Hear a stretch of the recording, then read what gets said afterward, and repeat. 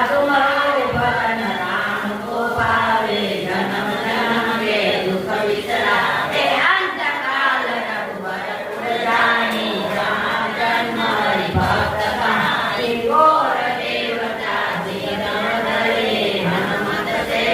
सब सुख करे संकट कटे विजय सब वीरा जो समरे हनुमत बलवीरा जय जय जय हनुमान गोसाई कृपा करो गुरुदेव विनाई जो सत बार पाठ करे कोई झूठे बंदे महासुख होई जो ये पढ़े हनुमान चालीसा होय श्री पिता के गौरीसा तुलसीदास सदा